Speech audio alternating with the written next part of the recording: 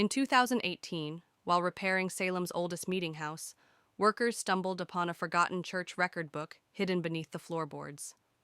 Inside, authorities found evidence of more than 200 missing persons linked to the Massachusetts witch trials, victims' history never recorded. The ledger, meticulously written in the private hand of Salem's most powerful family, detailed execution dates, property values, and chilling notes such as acquisition complete beside each name. History tells us there were 19 official executions in Salem, but this secret document revealed the true number may have reached 237, lives erased from public memory by calculated record keeping. More disturbing still, each vanished person's property was systematically transferred to three men: Judge Ezekiel Blackwell, Reverend Nathaniel Blackwell, and Sheriff Josiah Blackwell. Three brothers, one dynasty, and their descendants still own more than 40% of Salem's historic district today. The most haunting detail was the final entry. Dated October 1720, it contained only 5 words beside a young woman's name: Mercy Blackwell. Family matter resolved. Before we continue into the story of the Blackwell dynasty and their reign of terror, I must warn you, this channel isn't for everyone. Only those willing to face history's darkest truths should keep watching. If you are one of the few who seeks these hidden horrors, subscribe now and tell me in the comments which state you're listening from. These are the stories most fear to tell. And we're just beginning. Let us return to colonial Massachusetts, where the roots of this forgotten nightmare were first planted. The year was 1692, not only a dark chapter in American history, but the beginning of a conspiracy more sinister than most historians dare admit. Salem in 1692 was a small settlement, gripped by fear. Surrounded by the dense forests of Massachusetts Bay Colony, its 500 inhabitants clung desperately to rigid Puritan faith. Protection, they believed, against both the wilderness and the evil lurking within their midst. The village was little more than a central meeting house, clusters of wooden homes, and farms scattered into the surrounding countryside. Religion dominated every aspect of life, demanding strict obedience from all. And at the heart of this fragile community stood the Blackwell family. Their imposing 2-story home faced the meeting house directly, its rare glass windows gleaming in the afternoon sun, a display of wealth and power.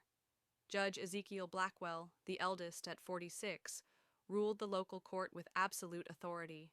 His piercing eyes missed nothing, and his judgments were considered as binding as scripture.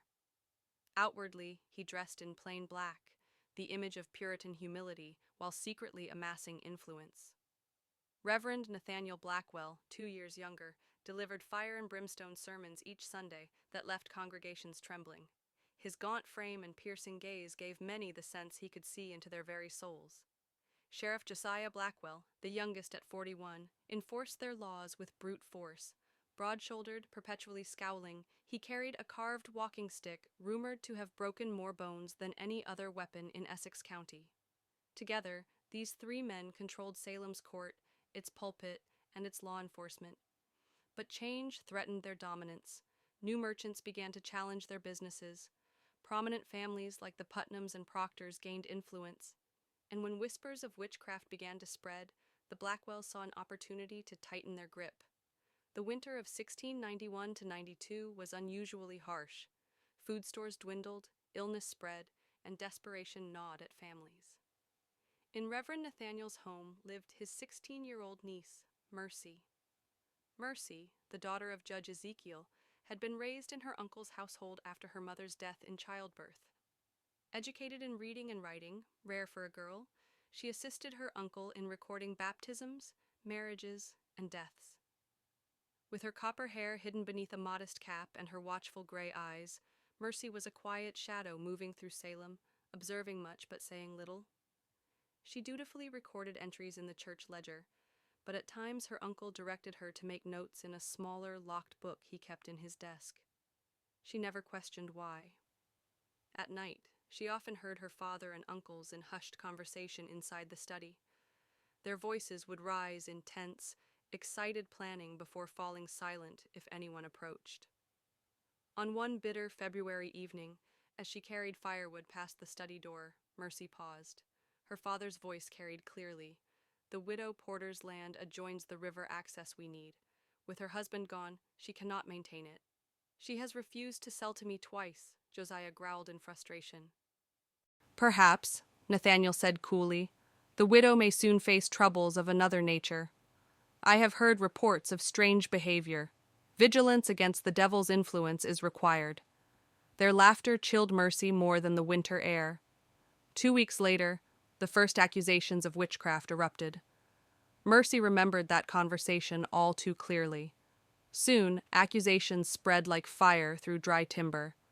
Young girls writhing on the meeting house floor, neighbors naming neighbors, farmers accused of cursing crops, and at the center of it all, the Blackwell brothers, Ezekiel presiding over trials, Nathaniel providing scripture to justify verdicts, Josiah dragging the accused from their homes under cover of night. What began with 3 accused witches swelled to dozens. Salem's jail overflowed with terrified prisoners. Old feuds were reborn as accusations of witchcraft. Through it all, Mercy continued her careful recordings, until she noticed something alarming. Many accused owned land or property her father had shown interest in. When the widow Porter was dragged screaming from her home one rainy April night, Mercy finally understood. Within a week, her riverside land was sold to Ezekiel for a fraction of its worth, supposedly to cover her prison care. By June, executions began. The first was Bridget Bishop, hanged at Gallows Hill. Mercy watched from afar as her uncle prayed over the condemned woman's swinging body.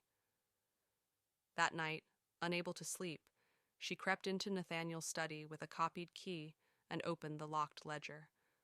What she read froze her blood. The ledger contained not only names and supposed crimes, but detailed inventories of land, debts, and assets, each marked with the words, "Matter concluded," or "Acquisition complete." There were dozens of names Mercy had never heard publicly accused. Secret executions, disappearances explained away as escape or flight. The official 19 executions were a fraction of the true number. Just when the depths of cruelty seemed clear, the horror deepened. If this story unsettles you, share it with a friend who loves dark history, hit like to support our search for truth, and subscribe, because what happened next to Mercy Blackwell was even more chilling. The summer of 1692 suffocated Salem with heat and paranoia. Trials moved at a fevered pace.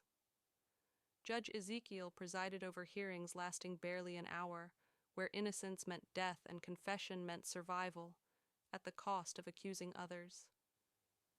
Mercy watched helplessly as the ledger filled with names, more and more families targeted because they owned valuable property.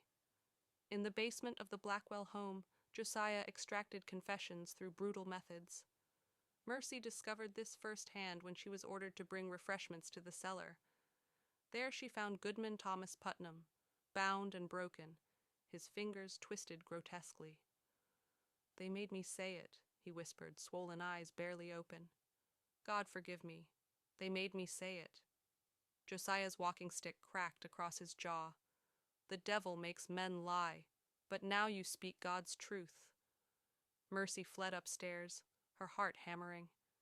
That night she copied several pages of the ledger, hiding them beneath her floorboard. Someone, someday, had to know the truth. By August, the ledger contained notations besides supposed escaped prisoners. Disposed of, swamp burial. Eliminated quietly. The scale of the conspiracy was larger than Mercy imagined.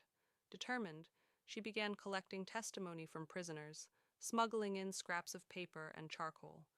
She created her own ledger, documenting her family's crimes. By September, the Blackwells controlled mills, farms, and riverside property. Their wealth had multiplied. Yet opposition grew. Cotton Mather voiced concern, and citizens questioned why respected figures like Rebecca Nurse and John Proctor were condemned. Sensing time was short, the brothers accelerated what they called their final acquisition phase.